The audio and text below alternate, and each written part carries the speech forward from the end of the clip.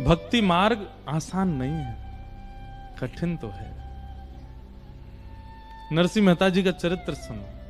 हम पूरा चरित्र नहीं कहेंगे, वहां तक कहेंगे जहां तक महादेव की कृपा हुई, और महादेव की कृपा के बाद अगर अच्छा लगेगा तो फिर कल सुनाएंगे उससे आगे। पर मूलतः महादेव की कृपा कहां तक होती है वो प्रसंग हम सुनाएंगे। नरसिंह मेहता जी की माता जी श्री लक्ष्मी गौरी मेहता, और उनके पिताजी का नाम कृष्ण दामोदर दास मेहता। इनकी 2 संतान थी। नरसिंह मेहता जी के एक बड़े भैया हैं, बड़े भैया का नाम था वंशीधर मेहता। बहुत सावधानी से सुनो सब लोग, इधर देखो। नरसिंह मेहता जी अपने बड़े भैया से इतने छोटे हैं कि जब नरसिंह मेहता जी का जन्म हुआ तब इनके भैया ब्याहे ठियाए थे, इनके भैया का ब्याह हो चुका था। मतलब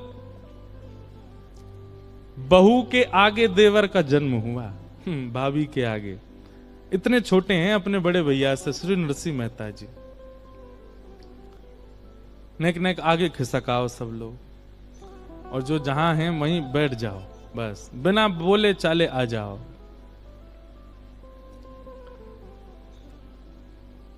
तो नरसिंह मेहता जी बहुत छोटे थे, लेकिन जन्म से ही इतने रूपवान, इतने गुणवान, इतने शीलवान कि इनको कोई देखे तो देखता ही रह जाए।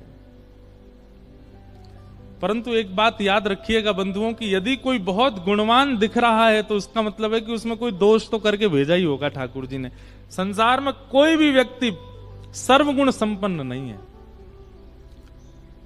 हमने कही सुनते भय खिसक के आगे आ जाओ, हाँ सुनना नहीं छोड़ो, बस जहां है वहीं बैठ जाओ। नरसिंह मेहता जी बहुत सुंदर हैं, लेकिन दोष क्या था? गूंगे और बहरे, ना बोल सकते हैं और ना सुन सकते। इतने सुंदर स्वरूपवान श्री नरसिंह मेहता जी जन्मे। कहां जन्मे? जूनागढ़ के पास में एक गांव था तलाजा, वहां आपका जन्म हुआ। लेकिन बाद में पिताजी व्यापार की दृष्टि से और कुछ अपने गृह आदि के उत्थान के लिए जूनागढ़ आ गए। गुजरात में एक स्थान है जूनागढ़। हमारे वृंदावन से भी जूनागढ़ का संबंध है। महादेव के उपासक भी जूनागढ़ में रहते हैं, देवी के उपासक भी जूनागढ़। जूनागढ़ सबके उपासना का केंद्र है। हमारे श्री राधा वल्लभी परंपरा के एक बहुत अच्छे भक्त हुए, उनका नाम था विठल दास। विठल दास जी भी वहीं रहते थे, जूनागढ़ में ही। बहुत अच्छे अच्छे चरित्र हैं जूनागढ़ के। श्रीमद् भागवत में दत्तात्रेय जी का प्रसंग आता है। दत्तात्रेय जी का स्थान जूनागढ़, वहां पर गिरनार पर्वत है। यदि कभी कोई साधना की इच्छा रखता हो चित्त में तो गिरनार की शरण में जाए। तो नरसिंह मेहता जी का जन्म हुआ। आपके माताजी पिताजी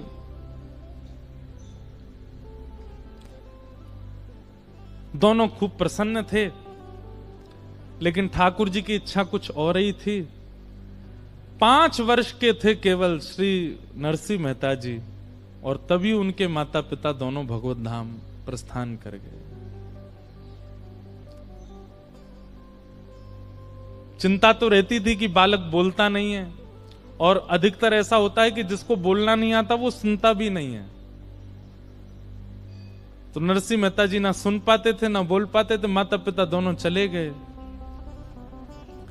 ऐसी स्थिति में नरसिंह मेहता, एक बात याद रखिएगा बंधुओं, परीक्षाएं बहुत होती हैं। ठाकुर जी के पथ पर यदि आप चल रहे हो और आपकी परीक्षा नहीं हो रही है तो इसका मतलब है कि आप क्लासरूम से बाहर बैठे हो। क्लास में बैठोगे, टीचर की दृष्टि पड़ेगी तो फिर आपसे कुछ भी पूछा जा सकता है। ठाकुर जी की जीवन रूपी परीक्षा में यदि आप बैठे हो तो आपसे हर दिन एक प्रश्न किया जाएगा। प्रश्न मतलब आपकी परीक्षा ली जाएगी। और यदि आपकी कोई परीक्षा नहीं होती है तो इसका मतलब है कि आप बंक मार के बैठे हो बाहर। ठाकुर जी की दृष्टि पड़ नहीं रही है आपके ऊपर।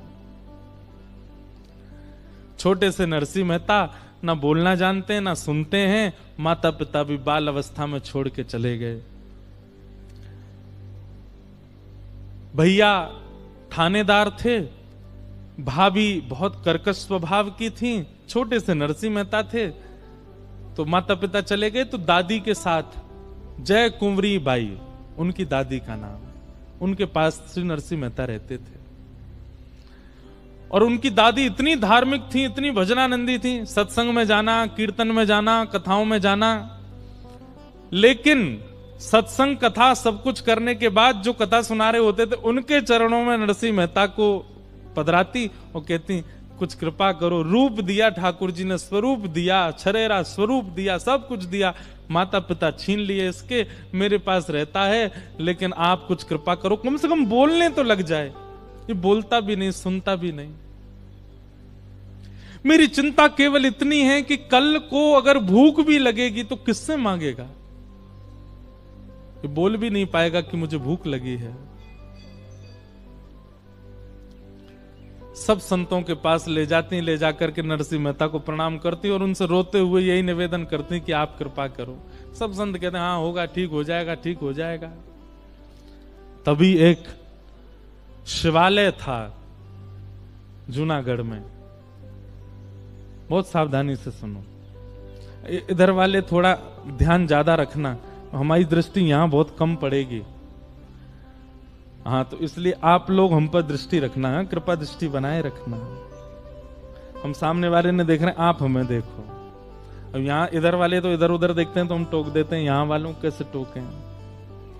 तो एक अद्भुत महात्मा आए, शिवालय पर आकर के बैठे, ना खाते हैं ना पीते हैं, केवल भजन करते रहते हैं, केवल अवधूत भेष उनका। और महाराज उनके दर्शन के लिए लाखों लोगों की कतार लग जाती। वो किसी से मिलते नहीं थे, एकांत में बैठे रहते, लोग बाहर से दर्शन करके चले जाते।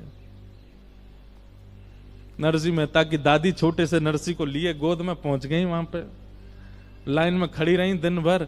जब समय आया तो बाबा ने किधर दृष्टि देखो, ने किधर दृष्टि डालो, अरे आप दुनिया को मत देखो, किसी का काम नहीं बना, मेरा काम आप बना दो बस। मेरा बालक है छोटा सा, मेरी आयु का पता नहीं कब चली जाऊं, इसके माता पिता है नहीं, ऐसा रूपवान स्वरूपवान भेजा है, कम से कम इतनी तो आप कृपा कर दो, ये बोलने लग जाए। पता नहीं क्यों उन महात्मा के नेत्र खुले, और जैसे ही उन्होंने नरसिंह मेहता को देखा, मंद मंद मुस्कुरा रहे अपनी दादी की गोद में,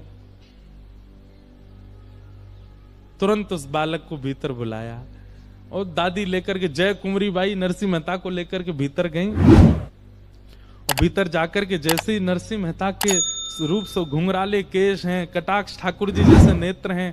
ठाकुर जी जब अपने वैष्णव भक्त को भेजते हैं, अपनों जैसो ही बनाते हैं कई बार, और कई बार अगर ठाकुर जी को वैष्णव ठाकुर जी जैसो नहीं दिखे तो ये समझिए वहां को हृदय ठाकुर जी जैसो है। कई लोग होते हैं सुंदर नहीं है लेकिन फिर भी बहुत भक्त हैं, तो उसका मतलब हृदय ठाकुर जी जैसा है। नरसिंह मेहता के रूप को देख करके और उनके सौम्यता को देख करके वो महात्मा बड़े प्रसन्न हो गए। सिर पर हाथ फेरते हुए बोले, बोलो बेटा राधे कृष्ण। 3 बार बोले, बोलो बेटा राधे कृष्ण, राधे कृष्ण, राधे कृष्ण। और 3 बार राधे कृष्ण जैसे ही सुना, चौथी बार नन्हे से नरसिंह मेहता 5-6 वर्ष की आयु में पहली बार बोल पड़े राधे कृष्ण। अब बताऊं भेद क्या था? नरसिंह मेहता गूंगे नहीं थे, लेकिन संसार कहीं मुझे अपनी माया में घेर ना ले इसलिए जानबूझ करके बोल नहीं रहे थे। ठीक ऐसा ही चरित्र श्रीमद् भागवत में आया है जड़ भरत जी का। उनका नाम जड़ भरत इसलिए पड़ा क्योंकि वो जानबूझ करके जड़ बने थे। एक चौपाई नहीं है कोई, वैसे ही किसी संत का हमने सुना था, लेकिन लिखने योग्य और याद करने योग्य बात है। जो अपनों सुख चाहे हो तो मूर्ख बन के रहो। क्या? अपना सुख चाहते हो तो मूर्ख बन के रहो।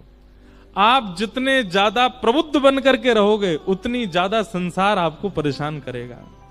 चाय पीने की अरे हम बना के लाते हैं बढ़िया हैं, इलायची महाराज और क्या बोलते हैं उसको, अदरक ले, काली मिर्च ले, बढ़िया बना दी तो रोज तुम ही खोजे जाओगे, कहां हो? जल्दी आओ, बाइक पे बैठ के चाय बना जाओ हमारे लिए। लेकिन पहली बार में ही चाय ऐसी बना के पिला दी कि महाराज नरक की याद आ गई। अगली बार कहोगे चाय बनाऊं, भाई तू बैठो ही रहे, तू मत बना। लेकिन ये जानबूझ के नहीं करना है। भजन के लिए अगर ऐसा करना पड़े संसारियों के सामने तो ये बहुत अच्छा है भाई। अगर हमने ज्यादा अपनी प्रबुद्धता दिखा दी तो ये सबरे तो हमको लगा देंगे संसार में। इसलिए नरसिंह मेहता वो गूंगे नहीं थे, वो महात्मा पहचान गए कि ये बालक गूंगा नहीं है, ये तो कोई पूर्व जन्म का साधक है। कहीं संसार मुझे ना बोलने में लगा दे, संसार मुझे अपना ना बना ले, इसलिए जन्म से ही करके बैठा है कि मैं बोलूंगा नहीं। अब तो महाराज राधे कृष्ण उनसे क्या बुलवाया, राधे कृष्ण। कहां तो 5 वर्ष तक बोले नहीं, और अब बोलना शुरू किया तो अब शांत हुए नहीं। अब तो चलते हैं तो राधे कृष्ण, बैठते हैं तो राधे कृष्ण, रोते हैं तो राधे कृष्ण, भूख लगती है तो राधे कृष्ण, प्यास लगती है तो राधे कृष्ण। 24 घंटा उठते बैठते चलते फिरते। अब तो उनको शांत करना पड़ता है। अरे नरसी थोड़ा शांत है जा। शांत भी होते हैं तो जैसे मक्खी भिनभिनाती है ना, ऐसे राधे कृष्ण राधे बोलते ही रहते हैं। कहां तो बोले नहीं, और बोले तो केवल भगवत कथा, भगवत चिंतन। ऐसे श्री नरसिंह मेहता। दादी बड़ी प्रसन्न है अब, लेकिन नरसिंह मेहता भी ऐसे भूख लगती है तो ऐसे राधे कृष्ण राधे कृष्ण। भूख मांगते तो हैं भोजन, पर राधे कृष्ण कह के ही मांगते हैं। लेकिन ठाकुर जी जब तरासने पर आते हैं तो एक आध बार में ठाकुर जी का मन नहीं भरता है। कुछ दिन बाद दादी भी चल बसी, माता पिता भी चले गए, दादी भी चली गई, अकेले नरसिंह रह गए। छोटे से नरसिंह मेहता, भाई तो थानेदार हैं, पूरे दिन काम पे रहते हैं, अकेली भाभी हैं घर पे। भाभी बड़ी उग्र स्वभाव की, बड़ी विचित्र स्वभाव, पूरे दिन काम पे रहते हैं, अकेली भाभी हैं घर पे। भाभी बड़ी उग्र स्वभाव की, बड़ी विचित्र स्वभाव की थी। नरसिंह मेहता तो जाते थे बाहर, भाई इनके रोज इनके लिए काम धंधा ढूंढ के आते। पढ़ाई लिखाई इन्होंने की नहीं, इनका मन ही नहीं था, हमें कुछ बनना ही नहीं तो फिर पढ़े क्यों। तो भाई बोले भाई तुम कुछ किया धरा करो, कहीं बर्तन मांजने की सेवा पूछे आए, कहीं कोई और सेवा पूछे आए, कहीं कोई और सेवा पूछे आए। लेकिन जहां भी जाते नरसिंह मेहता कुछ नहीं करते। लेकिन जहां भी सत्संग होता, कहीं भजन मंडली बैठी होती, वहां जाकर के प्रेम से भजन कीर्तन करते, भंडारा पाते। इसी में सुख मिलता नरसिंह मेहता को।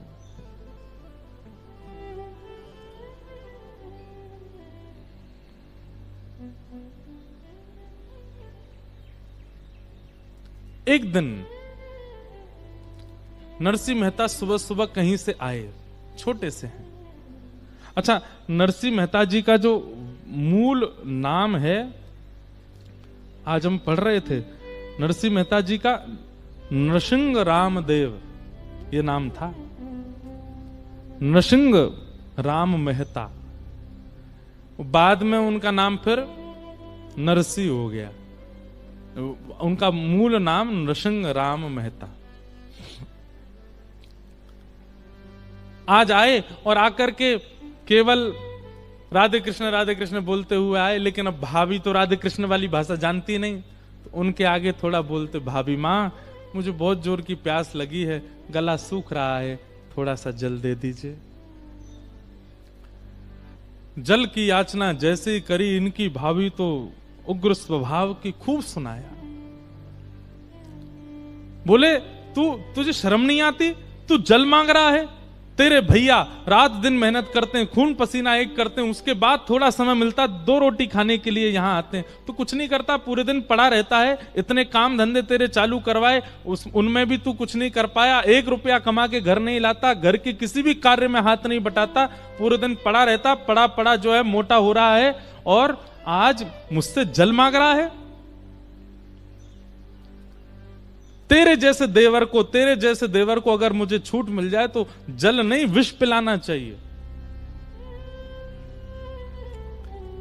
एकमात्र, अब देखो ठाकुर जी की लीला, भाई छोड़या बंधु छोड़या, छोड़या जग सोई, साधुअन संग बैठ। सबकी कथा सुन लीजिए, सारे भक्तन के सबसे पहले संसार ही छुड़वाए ठाकुर जी ने। इसलिए भैया जाकू संसार ते बहुत मोह हो ना, ठाकुर जी तने दूर ही रही हो। इसका मतलब ये नहीं है कि नरसिंह मेहता की तरह सब भगवत धाम चले जाएंगे, पर आपका ममत्व कम हो जाएगा। ऐसो दुख दी जो ही माही, हमारे हरिवंश परंपरा के श्री भोरी सखी कहती हैं, बस्ती छोड़ एकांत बिठावो, बातन सो घबराही, ऐसो दुख दी जो ही माही। संसार को ये दुख लगता है, परंतु भक्त को बहुत अच्छा लगता है, उसको सबसे दूर कर देते हैं ठाकुर जी। आज भाभी ने रोष करके, चिल्ला करके, डांट करके, निकल जा घर से बाहर, करता धरता कुछ है नहीं, पानी मांग रहा है मुझसे। बंधुओं, नरसिंह मेहता ने ना एक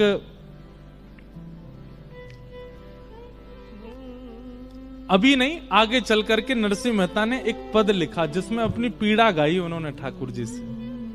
नरसिंह मेहता कहते हैं, बालापन से आफत आई, मात पिता तज दीना, हाय दास ने क्या कीना। हे नाथ, मैंने ऐसा क्या किया जो मेरे साथ ऐसा सब कुछ हुआ? बोले क्या हुआ? बालापन में माता पिता छोड़ के चले गए, मां का दूध 6 महीना, पिता पाल के चल दीना, सभी कुकर्म किए जिस तन से, घर घर भीख मांग लीना, युग युग जन्म गर्भ के भोगे, अबहु प्रभु को ना चीन्हा, राज्य विभीषण रावण मुक्ति, भक्ति पवन सुत वर दीना, हाय दास ने क्या कीन्हा। आपने मुझ पर कृपा क्यों नहीं की नाथ, सब पर कर रहे हो। सबरी गणिका तार कसाई, सबरी गणिका तार कसाई, नरसिदास ने कहा की ना, हाय दास ने कहा की ना। मुझ पर कृपा क्यों नहीं है नाथ आपकी, सब पर अनुग्रह कर रहे हैं, तो फिर मुझे क्यों विसरा रहे हो नाथ। आज जब भाभी ने कर्कश वाणी बोली तो पहली बार नरसिंह मेहता के नेत्र सजल हो गए। क्या मैं इतना अभागा हूं? बचपन से आज तक मैंने कोई सुख की याचना की नहीं, देखा भी नहीं, जल भी अब नसीब नहीं है। कोई खीर मांगी हो, 56 भोग मांगे हो, जल ही मांगा। मेरा जल मांगना इतना कष्टदायी बन रहा है।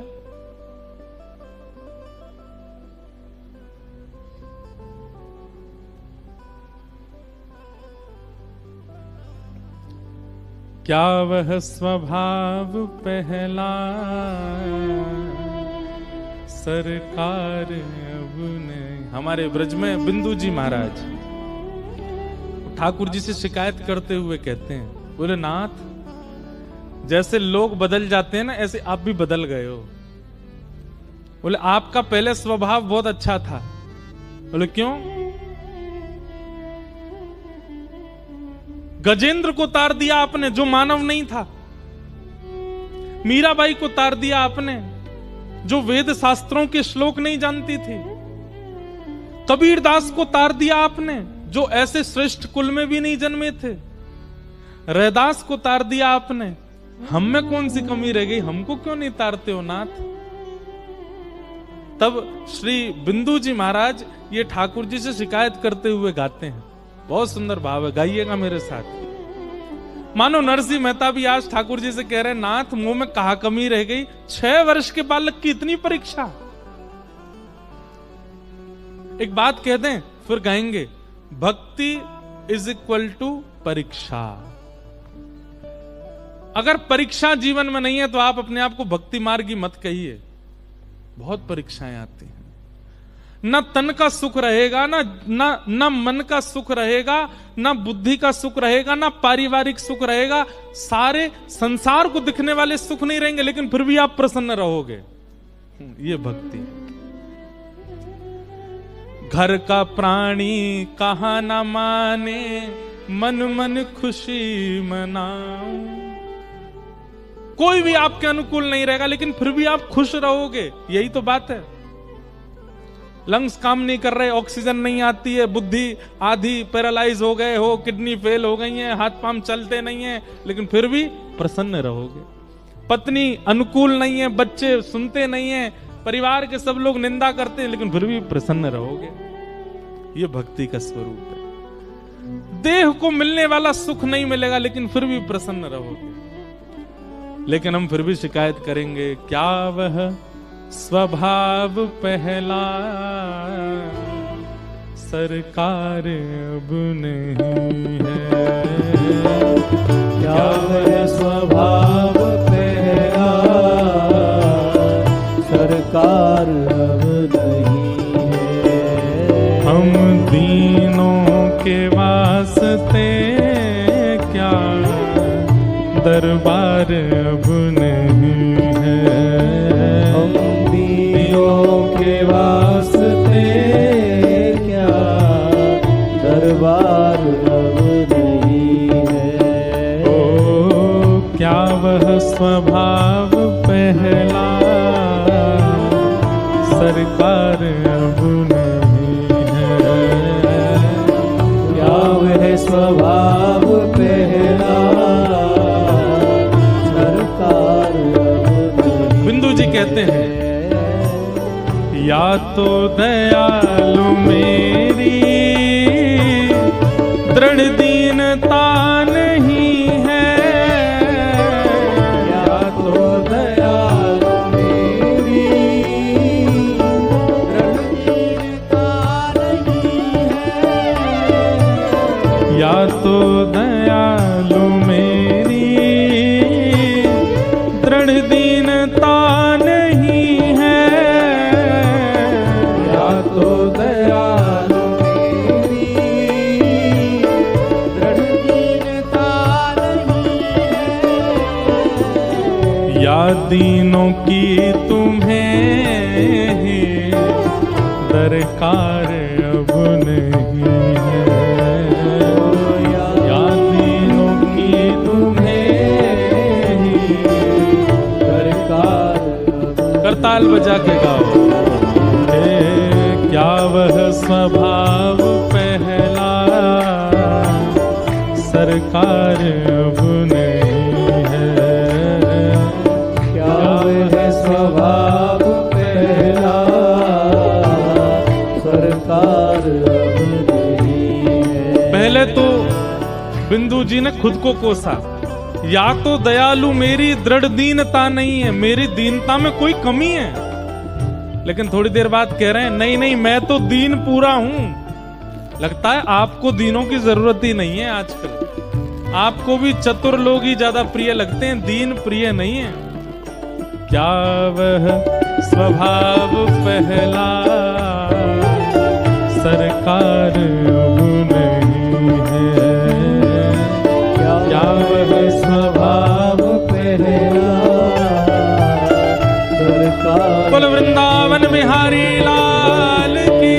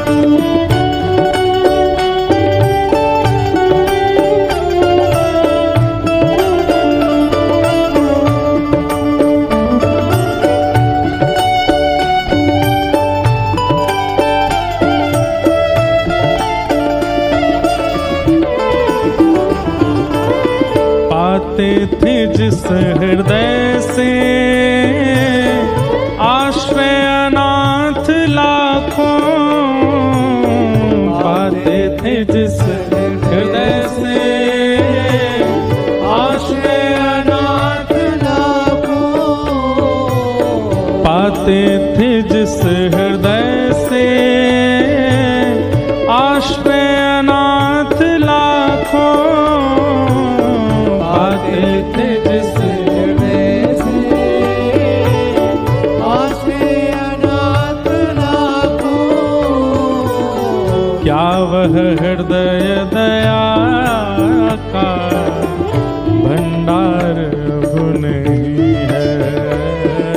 क्या वह हृदय दया का भंडार अब नहीं। भैया देखो एक बात कहें, इस भजन का गलत अर्थ मत निकालना। क्या ठाकुर जी दयालु नहीं है?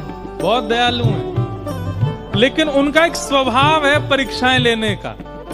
ठाकुर जी बहुत आपने पूरी योजना बनाई 1 महीना पहले से, हम अमृतसर कथा सुनेंगे, कथा में जाके बैठेंगे, कथा जाके सुनेंगे।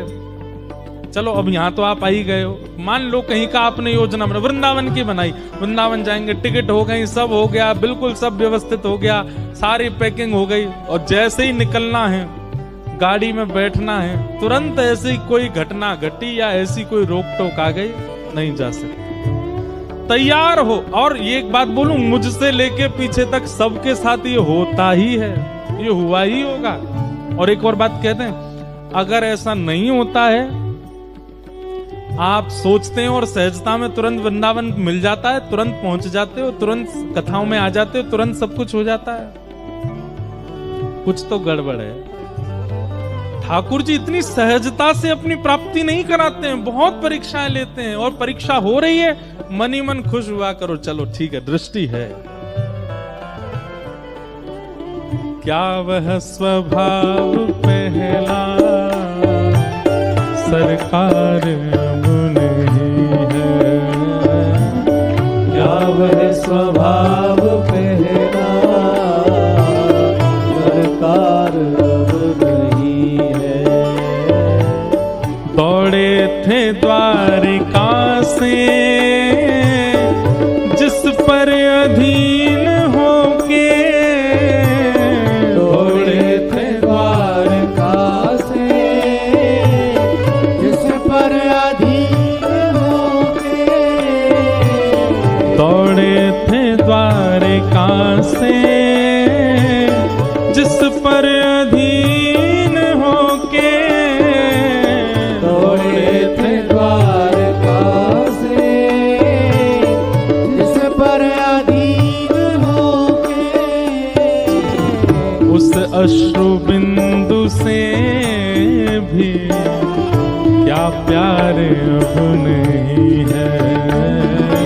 उस अश्रु बिंदु से भी क्या प्यार अब नहीं है। पांडवों की सभा में निर्वस्त्र हो रही है द्रौपदी, और जैसे ही नेत्रों से अश्रुपात हुए, दोनों भुजा उठा करके, हे कृष्ण द्वारिकावासी क्वासी क्वासी महाभुजा, जैसे ही पुकारा द्वारिकाधीश को, वशन रूप भय श्याम, तुरंत ठाकुर जी द्वारिका से दौड़ करके गए, वस्त्र बन करके द्रौपदी की लज्जा को बचाया, द्रौपदी की लाज को बचाया। ठाकुर जी एक अश्रुबिंद आपने टपकने नहीं दिया द्रौपदी का, और हम लोग कभी कभी आपके विरह में इतने व्याकुल हो जाते हैं, आप आते क्यों नहीं है नाथ। उस अश्रु बिंदु से भी क्या प्यार अब नहीं है।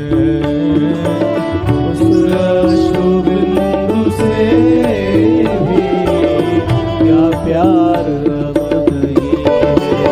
ओ क्या वह स्वभाव पहला सरकार अब नहीं है।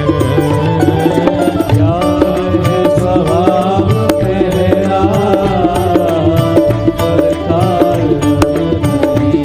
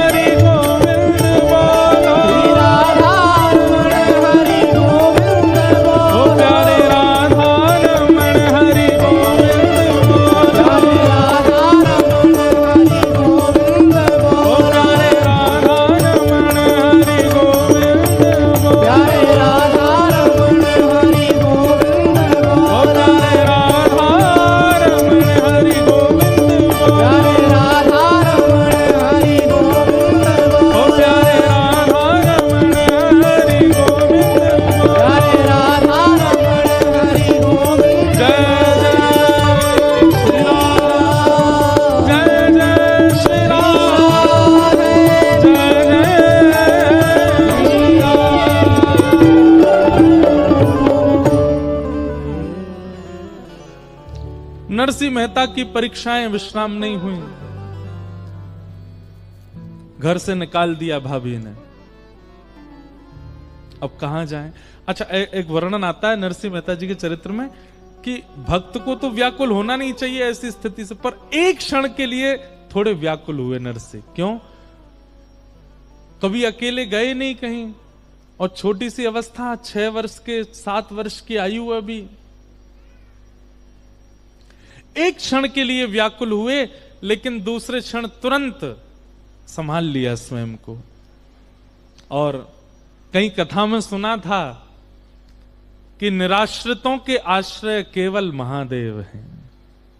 जिनका कोई नहीं, जिनका कोई आश्रय नहीं, उनके महादेव हैं। वो आशीश्वर हैं, सब पर आशीष बनाते हैं, सबको अपना आश्रय देते हैं। कहीं कथा में सुना था नरसिंह मेहता ने कि भूत प्रेत जिनको सब लोग भगा देते हैं, उनको भी नरसिंह मेहता, उनको भी महादेव अपने पास रखते हैं। नरसिंह मेहता बोले, स्थिति तो मेरी भी यही है कि भाभी भगा रही है घर से, मैं भी चलूं। और तभी जूनागढ़ के जंगल में जीर्ण शीर्ण एक शिवालय, और छोटे से नरसिंह मेहता जाकर के वहां बैठ गए महादेव के पास।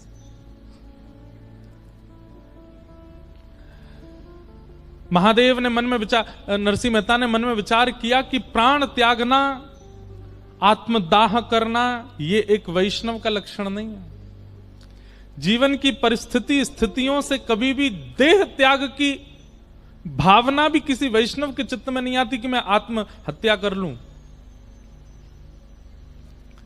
लेकिन स्थिति पूरी बन चुकी है नरसिंह मेहता की। नरसिंह मेहता बोले, मैं देह त्याग तो नहीं करूंगा, पर अनशन व्रत करूंगा। और महादेव के सामने बैठ गए। जल तो है नहीं, दूध तो है नहीं पास, अश्रु जल गिरते जा रहे हैं, और वही अश्रु जल ही महादेव पर गिर रहे हैं। 7 दिन 7 रात्रियों के लिए श्री नरसिंह मेहता नेत्र बंद करके केवल विरह भाव में चले गए। हमारे शास्त्रों में महादेव के लिए एक बात कही जाती है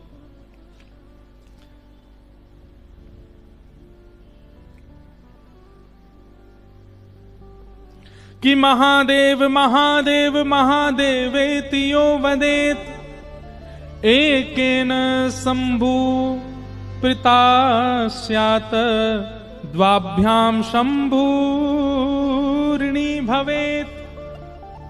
इतनी सुंदर बात है, बहुत ध्यान से सुनना।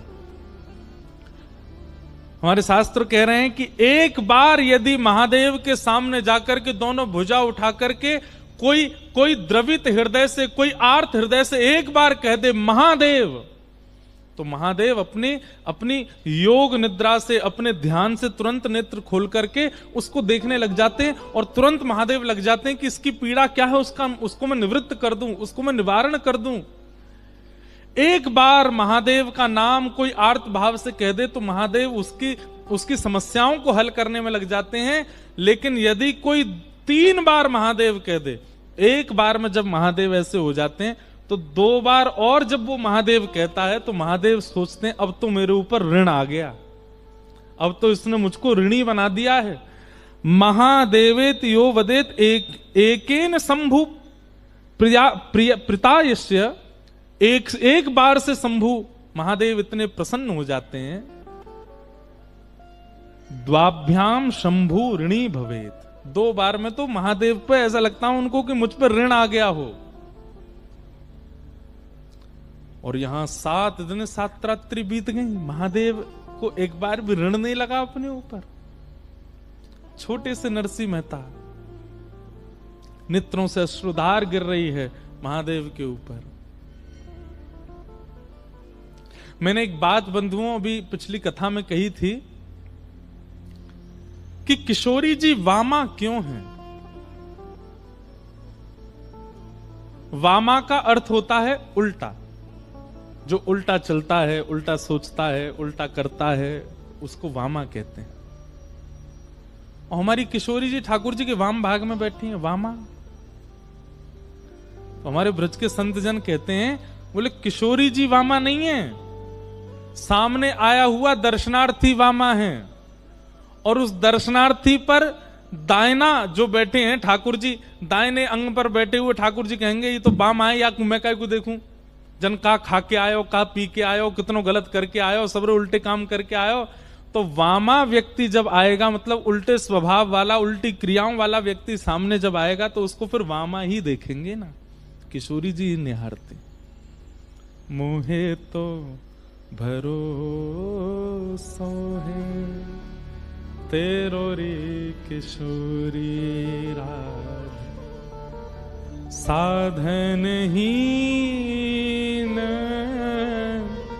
दीन में राधे, साधन हीन दीन में राधे, तुम करुणा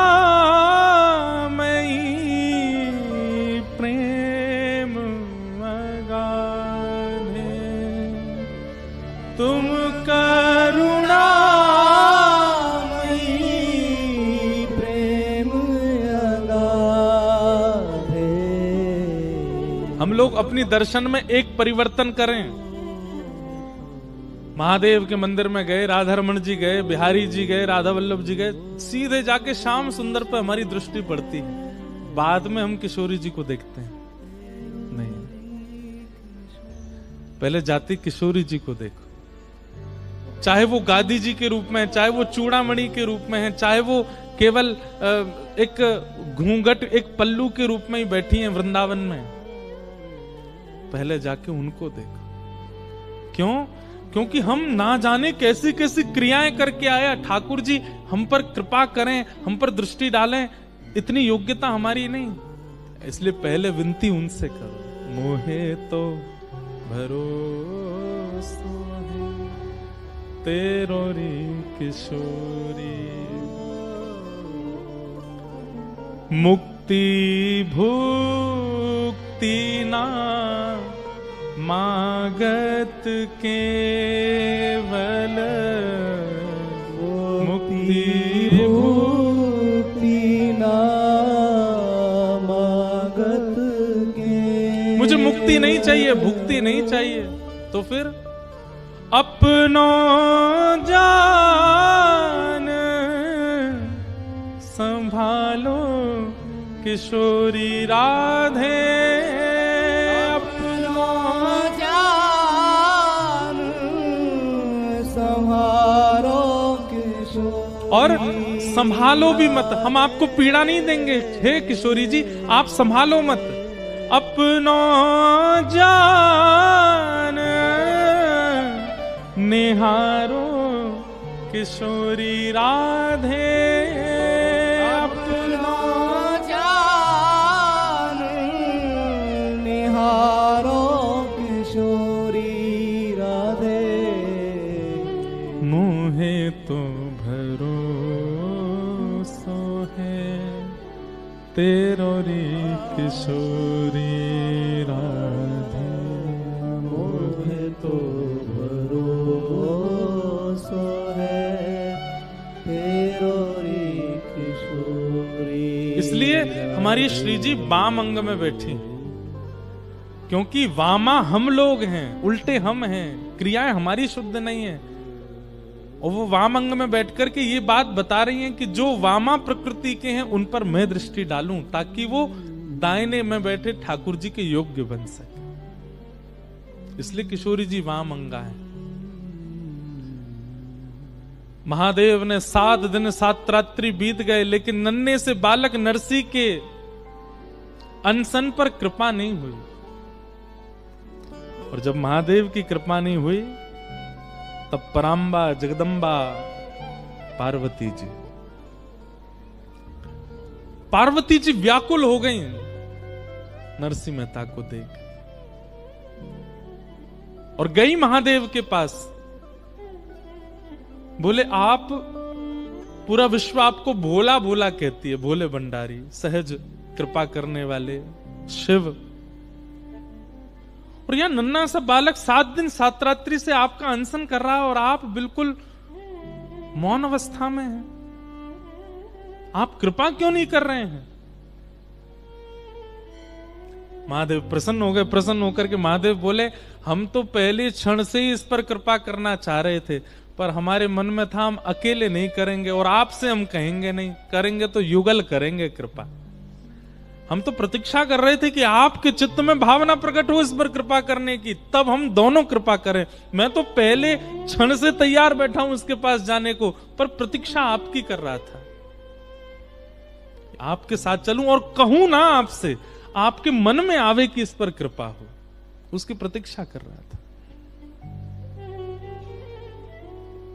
कई बार बंधुओं, हार मत माना कीजिए। आपके भजन में, आपके साधन में, आपके भाव में करते करते समय निकल जाए, हार मत मानिए। शायद भीतर कोई अंतरंग, कोई भाव, कोई प्रतीक्षा का कुछ क्रम चल रहा है और वो आपने पूर्ण नहीं होने दिया, उससे पहले आप पीछे मुड़ गए। इसलिए हार मत माना कीजिए, भजन में प्रतीक्षा किया कीजिए। प्रतीक्षा प्रेम में आवश्यक है। 7 दिन 7 रात्रि पूर्ण हुए और नरसिंह मेहता के प्रेमाश्रुओं से वह शिवलिंग गीला हो चुका है। और तभी देवादिदेव महादेव साक्षात पूरे विश्व के संहार कारक श्री आशीश्वर महादेव प्रकट हो गए और अकेले नहीं, साक्षात अपने साथ में परांबा जगदम्बा गौरी को लेकर के प्रकट हुए। दोनों युगल प्रकट हो गए। बोलो देवादेव महादेव शंकर भगवान की। न पार्वती पतये हारा हारा महादेव। प्रकट हो गए। नरसिंह मेहता के नेत्रों पर मानो जैसे कोई सूर्य का प्रकाश पड़ता है ना, तो नेत्रों में एक ऐसा अनुभूति होने लगती है कि मानो कोई प्रकाश आगे से आ रहा हो, थोड़ा छुपाने लगे स्वयं को। ऐसा श्वेत प्रकाश नरसिंह मेहता के मुखमंडल पर आने लगा और तभी नेत्र खोल करके देखा। ध्याये नित्यम महेशम रजत गिरिनिभम, मानो जैसे चांदी का पर्वत प्रकट हो गया हो। चारु चंद्रावतमशम, चारु चंद्रमा, द्वितीया का चंद्रमा अपने मस्तिष्क पर धारण किया। रत्ना कल्पोज्वलांगम पयुष मृगवरा भीति हस्तम प्रसन्नम, प्रसन्न मुद्रा है। पद्मासीनम समन्ता, पद्मासन में बैठे हैं। स्तुतम अमर गणई, बड़े बड़े निर्मलात्मा शुद्धात्मा जिनकी स्तुति गा रहे हैं, ऐसे महादेव प्रकट हो गए। नरसिंह मेहता सामने बैठे हैं। बीते दिन 7 शिव धाम ते न जातवार, पर काहू तुच्छ द्वार सो ही सुध लेते हैं। ये प्रियादास जी कह रहे हैं भक्तमाल में। 7 दिन बीत गए लेकिन शिव जी ने उन पर कृपा नहीं की। तब पार्वती जी जाके शिव जी से कहती हैं कि अगर किसी तुच्छ के भी द्वार पर वो गिरा होता, वो भी कृपा करता, आप क्यों अनुग्रह नहीं कर रहे हैं? तब महादेव कृपा करके आए और प्रकट होते ही महादेव ने नरसिंह मेहता के अश्रु पहुंच करके तुरंत क्या बोले कि बोले बर मांग आज मांगे वो न जानत हूं, तुम जोई प्यारो सोई देवो चित चेत हैं। जितने भी वैष्णव बैठे हैं बहुत ध्यान से सुनिएगा। महादेव ने थोड़ी पर हाथ रखा और नरसिंह मेहता से बोले, नरसिंह बोले बर मांगो, वरदान मांगो, क्या चाहिए, क्यों रोते? वरदान मांगो, मुझे क्या, मैं देना चाहता हूं तुम्हें। और नरसिंह मेहता क्या कह रहे हैं, आजू मांगी वो ना जानत हो। ये एक हर वैष्णव को, हर भक्त को, हर नाम जापक को ये बात याद कर लेनी चाहिए। ठाकुर जी कभी प्रकट है जाए, महादेव कभी प्रकट है, नारद जी कभी सामने आ जाएं, अरे आपके गुरुदेव प्रसन्न होकर के आपसे कहने लग जाएं कि कुछ मांगो, तो क्या कहना है, हमको मांगना नहीं आता, हम मांगना नहीं जानते। जैसे अबोध बालक है, कोई करोड़पति घर आ जाए, बालक से कहो जा बेटा थोड़ा प्रणाम कर, 2-4 हजार रुपया तो दे ही देगा। बालक जाके उसको प्रणाम करे, अरे बेटा क्या चाहिए, एक टॉफी दिला दो। वो करोड़पति से भी एक टॉफी ही मांगता है, क्योंकि अबोध है, अज्ञानी है। ऐसे अबोध अज्ञानी बन जाए करो, हमें तो कुछ पता ही ना क्या चाहिए।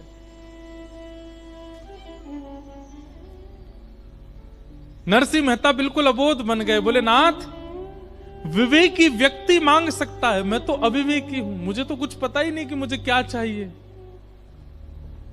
महादेव बोले यदि तुमने वरदान नहीं मांगा तो हमको संतुष्टि नहीं होगी, हमारी संतुष्टि के लिए कुछ मांग लो। नरसिंह मेहता कहते हैं मांग लूं? बोले मांग लो। तो क्या कह रहे हैं, तुम्हें जो ही प्यारो, हे महादेव आपको जो प्यारा लगता है, तुम्हें जो ही प्यारो सोई देवो चित चेत है। बस इस बात ने इस पूरे ब्रह्मांड को भगवान श्री कृष्ण के परम भक्त श्री नरसिंह मेहता को जन्म दे दिया। तुम्हें जो ही प्यारो, हे महादेव यदि आप मुझे देना चाहते हैं तो आपको जो सबसे ज्यादा प्यारा है वो मुझको दे दीजिए। आप जिसको प्राणों से भी अधिक प्रेम करते हैं वो मेरा बना दीजिए, बस और मुझे कुछ नहीं चाहिए नाथ। नरसिंह के तो नेत्र सजल थे ही, लेकिन आज महादेव के भी त्रिनेत्र सजल हो गए, तीनों नेत्रों में अश्रु भरा है। हाँ हाँ, महादेव क्या कह रहे हैं पता है, पर यो सोच भारी, महादेव भारी सोच में चले गए।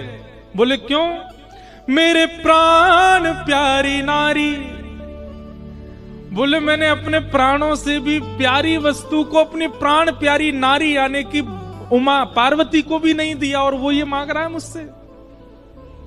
पर यो सोच भारी मेरी प्राण प्यारी नारी, तासों कहत डरत वेद कहे नेति नेति है। अरे भैया नरसिंह कुछ और मांग ले। नरसिंह मेहता बोले एक बात में रहो, पहले जब आपने कहा था वरदान मांगो तो मैंने मना किया था कि मुझे कुछ नहीं मांगना आता, आपको जो मन करे दे दो। फिर आप दोबारा कहने लगे कि आपको संतुष्टि नहीं मिलेगी, मैं वर मांगूं और आप नहीं दो तो, और अब जब मैं मांग रहा हूं तो आप कह रहे हो कुछ और मांगो। स्पष्ट कर दीजिए, मुझे चाहिए नहीं, या तो वह दे दीजिए जो मैं मांग रहा हूं, या फिर कुछ भी मत दीजिए, आप जैसे चाहो वैसे वो कर दीजिए मेरे साथ, मैं प्रसन्न हूं उसमें, उससे आपको संतुष्टि नहीं मिलेगी। अब तीसरी बात मैं कहूंगा नहीं कुछ भी, या तो जो आपका मन करे वैसा मुझे पड़ा रहने दीजिए, मुझे रोते रहना दीजिए। आप, मैं तो अनशन में बैठा हूं, मैं तो मृत्यु पर्यंत अनशन करने के लिए बैठा हूं, आपको कुछ मांगने के लिए मैंने प्रकट किया ही नहीं है। लेकिन आपकी संतुष्टि के लिए अगर आप चाहते हैं कि मैं कुछ मांगूं तो तुम्हें जो ही प्यारो, मुझे वही चाहिए जो आपको प्यारा।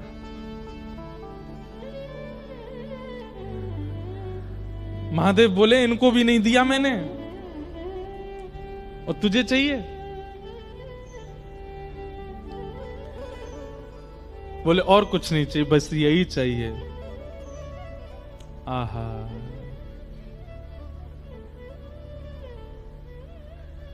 जो पे नहीं दे तो मेरो बोल वो अचेत हो। तो श्री प्रियादास जी कह रहे हैं, महादेव सोच रहे हैं अगर मैं नहीं दूंगा तो मेरा बोलना व्यर्थ हो जाएगा।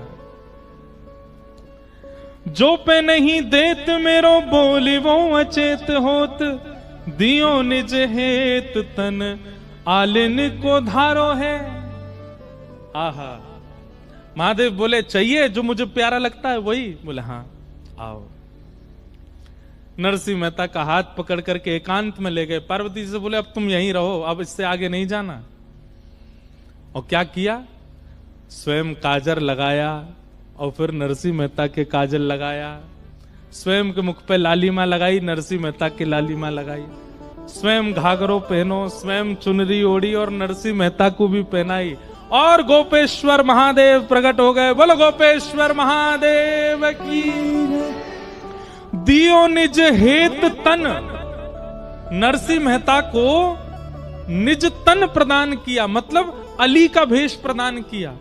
दियो निज हेत तन, आलिन को धारो है। दोनों सखी बन गए, स्वयं गोपेश्वर बन गए और नरसिंह मेहता को गोपी बनाया। छोटे से नरसिंह मेहता को नेक्सी सी सखी बना दियो और हाथ पकड़ करके लायो वृंदावन रास मंडल जटित मणि। आहा, लायो वृंदावन रास मंडल जटित मणि, प्रिया अनगन बीच लालजू निहारे हैं। बोलो रास रासेश्वर भगवान की। और अलिन को भेष धारण करके जैसे ही महादेव ने नरसिंह को हाथ पकड़ो है, गए नहीं वहां से, जूनागढ़ में ही वृंदावन स्वर्ण रंजित सुंदर सुंदर मणियों से मंडित वृंदावन वहीं प्रकट हो गया। सुंदर सुंदर सखियां नृत्य कर रही हैं, कोई गुलाब को इत्र फुहार रही हैं, कोई चवर डुरा रही हैं, ललता जी खड़ी हैं गान कर रही हैं, विशाखा जी वाद्य बजा रही हैं और सुंदर तुलसी के सिंहासन पर प्रिया जी गले में गलवैयां डाले श्री लाल जी के साथ बैठी हैं और श्री नरसिंह मेहता जी को एक क्षण में दर्शन करा दिया, ले गए रासभूमि में। बोलो हरिहर मिलन महोत्सव की जय। हरिहर मिलन महोत्सव या को मतलब एक सीधो तो ये है कि हरि और हर का मिलन, पर इसका एक असली अर्थ बताएं। जो हरि से मिलन करावे ऐसे हर के संग हम चलें, वो है हरिहर मिलन महोत्सव। नरसिंह मेहता को हाथ पकड़ करके जैसे ही गए हैं, वृंदावन प्रकट हो गया। सुंदर मणि जटित हैं, सुंदर स्वर्ण आदि से रंजित सुंदर वृंदावन की कुंज प्रकट हो गई और वहां राजभूमि पहुंच के नरसिंह मेहता तो बिल्कुल कुछ पहचान ही नहीं पा रहे, हो क्या रहा है। बस ठाकुर जी के रूप माधुरी को, किशोरी जी की रूप माधुरी को देख करके आनंदित हो गए। यहां पर महादेव ने हाथ छोड़ करके वो तो सीधे गए और जाकर के रास में भूमिका निभाने लगे। और इतना ही नहीं, भक्तमाल जी वर्णन करती हैं, निज सेवा प्रदान कर दी। रास में जाकर के मसाल पकड़वे की सेवा नरसिंह मेहता जी को दे दी।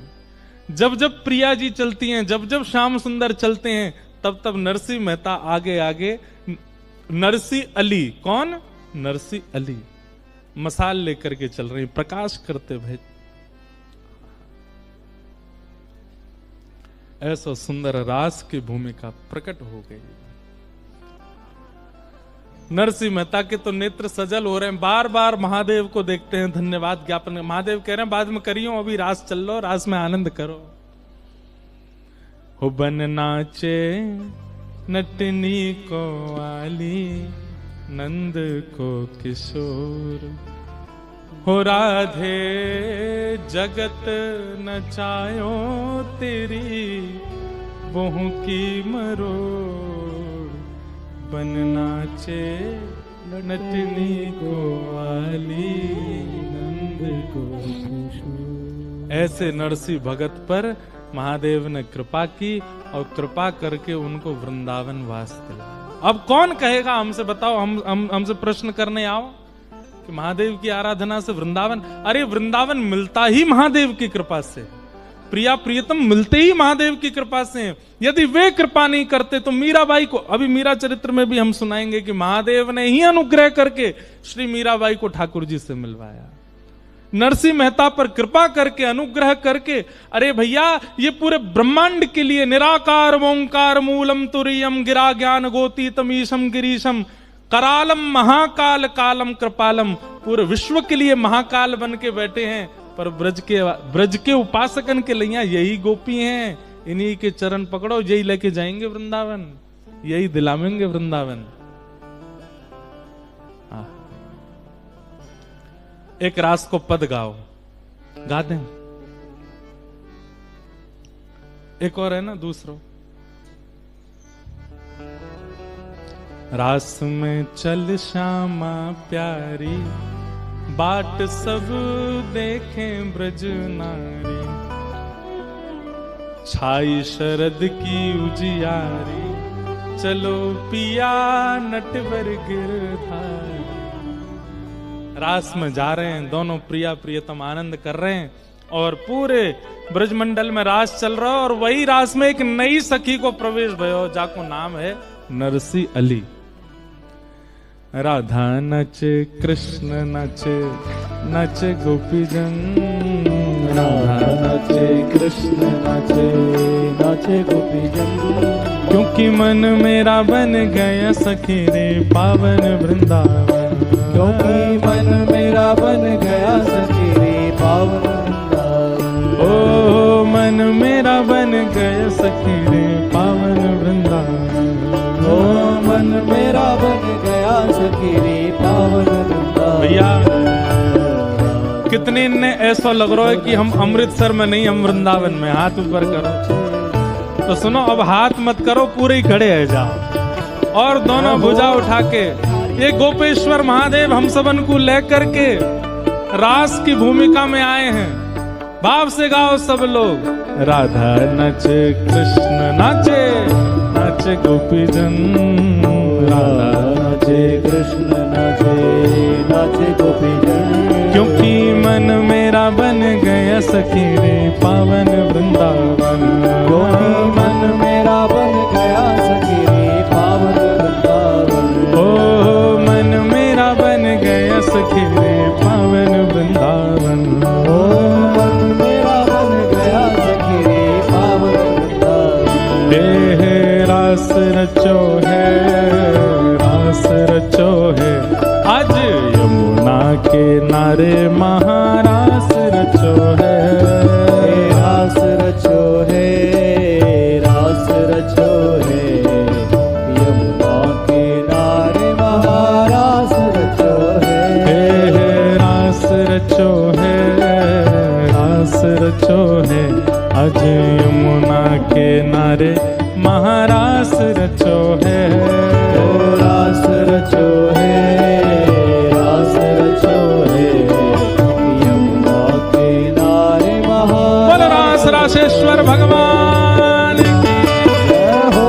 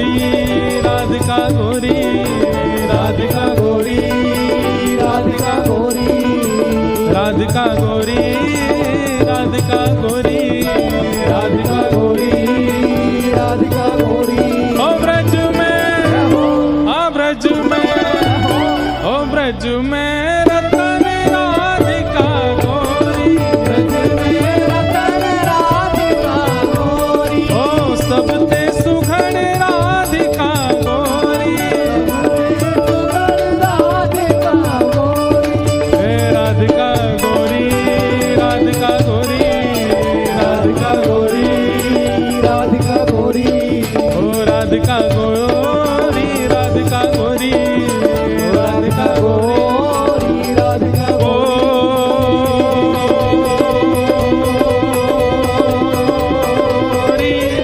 ब्रज में, आ ब्रज में, ओ ब्रज में